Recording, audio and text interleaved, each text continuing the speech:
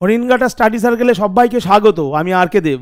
আজকের ডেসক্রিপটিভ সেশনে আমরা ইংলিশ টু বেঙ্গলি ট্রান্সলেশন দেখব, কিভাবে করতে হয় সেটা শিখবো এবং তার অ্যানালিসিসটাও দেখব। তাহলে চলো সাবজেক্ট ম্যাটারে ফোকাস করা যাক।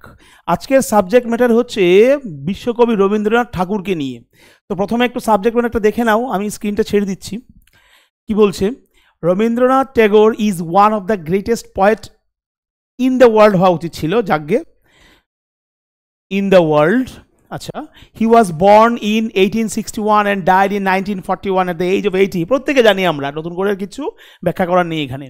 হি was awarded Nobel prize in 1913 for his famous book of poems Gitanjali.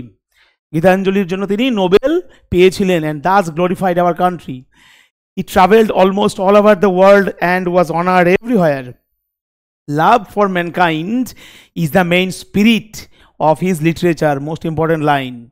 তাহলে ট্যাগোরকে নিয়ে এই প্যাসেজ ট্রান্সলেশনটা দেওয়া হয়েছে। তো আমরা শুরু করি এটার translation. Rabindranath Thakur is one of the greatest poets, এটা পোয়েটস হলে বেটার হতো, poets in the world. Rabindranath মানেটা করি আমরা, ঠাকুর পৃথিবীর বিখ্যাত কবিদের মধ্যে অন্যতম। রবীন্দ্রনাথ ঠাকুর পৃথিবীর বিখ্যাত কবিদের মধ্যে, আরো সুন্দর করে যদি বলি অন্যতম একজন, আরো ভালো লাগবে। রবীন্দ্রনাথ ঠাকুর পৃথিবীর বিখ্যাত কবিদের মধ্যে অন্যতম একজন। First line complete. আচ্ছা, তারপর হি ওয়াজ বর্ন, প্রত্যেকে জানি তিনি 1861 সালে জন্মেছিলেন এবং মৃত্যুবরণ করেছিলেন 1941 সালে 80 বছর বয়সে। করে ফেলি, তিনি 1861, জোড়াসাঁকুতে নিশ্চয়ই তোমরা জানো সবাই, 1861 সালে জন্মগ্রহণ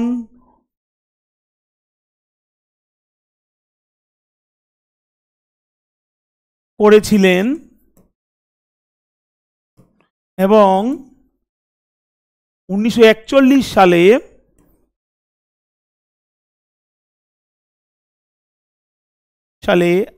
80, অঙ্কতে লিখলাম 80 বছর বয়সে।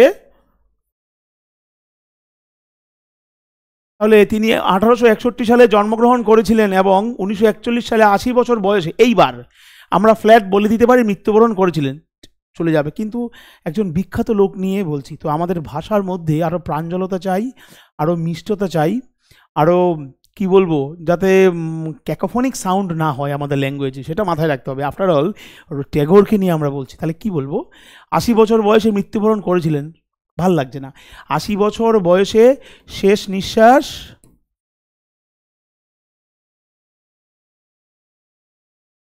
ত্যাগ করেছিলেন বা করেন, ত্যাগ করেছিলেন বা করেন। যদি কেউ মনে করো যে আমার মনে পড়ছে না, আমি অত বেশি ভাষা লালিত্য দেখাতে যাব না, তাহলে লিখবে মৃত্যুবরণ করেছিলেন। তাহলে তিনি 1861 সালে জন্মগ্রহণ করেছিলেন এবং 1941 সালে 80 বছর বয়সে শেষ নিঃশ্বাস ত্যাগ করেছিলেন বা মৃত্যুবরণ করেছিলেন। হলো। He was awarded Nobel prize in 1913, 1913 সালে তিনি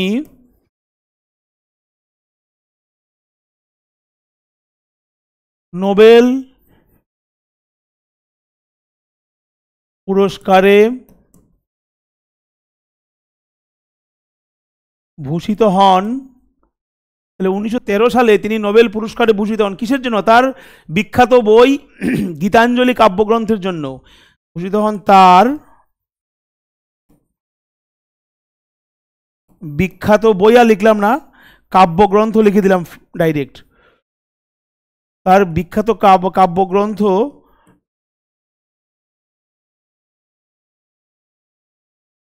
গীতাঞ্জলি এর জন্য। তাহলে টেগোর 1913 সালে নোবেল পুরস্কারে ভূষিত হন তার বিখ্যাত কাব্যগ্রন্থ গীতাঞ্জলি এর জন্য। এবং এবং এইভাবে, দাস মানে এইভাবে, এবং এইভাবে এবং এইভাবে তিনি দেশকে মানে ভারতবর্ষকে, তিনি তার দেশকে লিখে দাও, যদিও হিজ বলেনি, শুধু our country, sorry, glorified our country বলেছে। তাহলে এটা লিখতে হবে আমাদের দেশকে,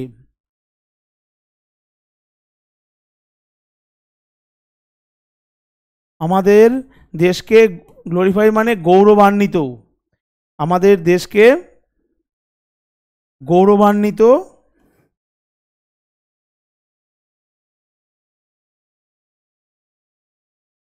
করেছিলেন।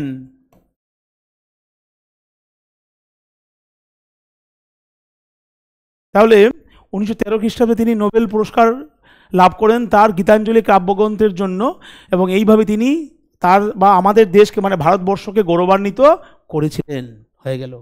Next, he travelled almost all over the world, তিনি মানে প্রায় পুরো বিশ্বই ভ্রমণ করেছিলেন। তিনি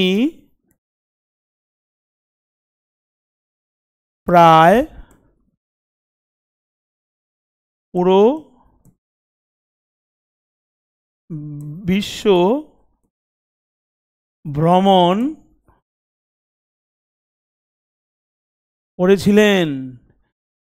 অ্যান্ড ওয়াজ অনার্ড এভরিহোয়ার, এবং যেখানেই গিয়েছিলেন সেখানেই তিনি সম্মানিত হয়েছিলেন। তিনি প্রায় পুরো বিশ্ব ভ্রমণ করেছিলেন এবং এভরিহোয়ার মানে সর্বত্র, সব জায়গায়, শর্টকাটে আমরা সর্বত্র করে দিলাম, এবং সর্বত্র সম্মানিত হয়েছিলেন।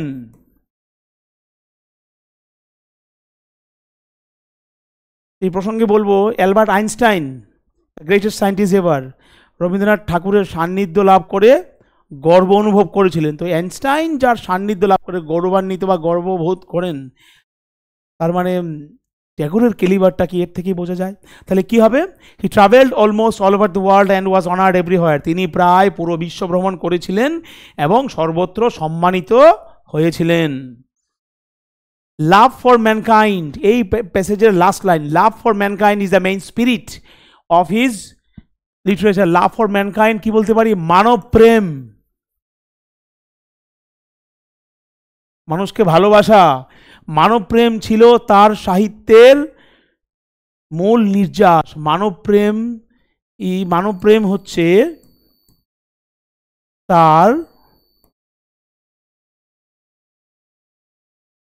সাহিত্য কর্ম, আরো ভালো লাগবে, তার সাহিত্য কর্মের মূল নির্যাস। শুধু সাহিত্য বললে ভালো লাগবে না শুনতে, এমনি স্পিরিট মানে আত্মাও বলতে পারো। তাহলে কি হলো মানেটা? লাভ for mankind is the main spirit of his literature. তাহলে কি দাঁড়ালো? মানব প্রেম হচ্ছে তার সাহিত্যকর্মের মূল নির্যাস অথবা আত্মা। মানবপ্রেমী তার সাহিত্য চর্চার বা তার সাহিত্যকর্মের আত্মা। তাহলে দ্যাটস ইট।